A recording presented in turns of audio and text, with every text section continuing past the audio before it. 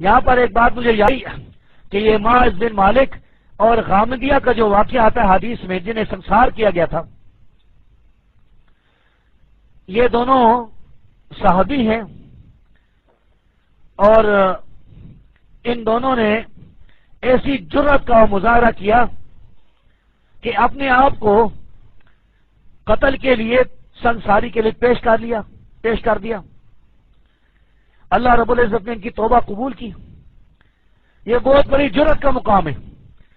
آپ دیکھتے ہیں ہمارے معاشرے میں لوگ گناہ کرتے ہیں اور پھر اس کا کبھی اقرار نہیں کرتے،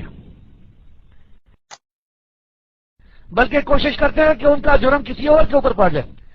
آپ غور کریں کہ آپ کے گھر کی جو فریج ہے یا فریزر، اس سے اگر آپ کے بچے کوئی چیز لے لیں گے، آپ تحقیق کریں گے تو پھر پتہ نہیں چلے گا، کوئی بھی اعتراف نہیں کرے گا کہ میں نے یہ چیز اٹھائی ہے۔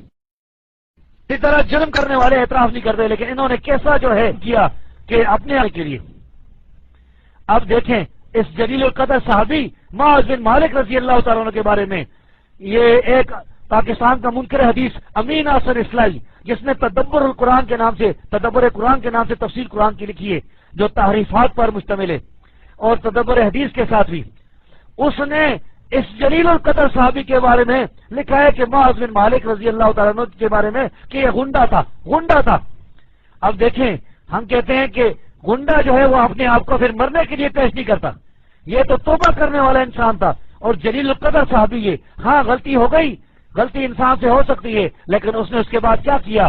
اپنے آپ کو سنساری کے لیے پیش کر دیا۔ تو صحابہ کی گستاخی کرنے والے یہ لوگ جو ہیں، یہ اصل میں دین کے مخالف ہیں، یہ دین کے گستاخ ہیں، کیونکہ اسلام ہم تک صحابہ کے ذریعے پہنچے۔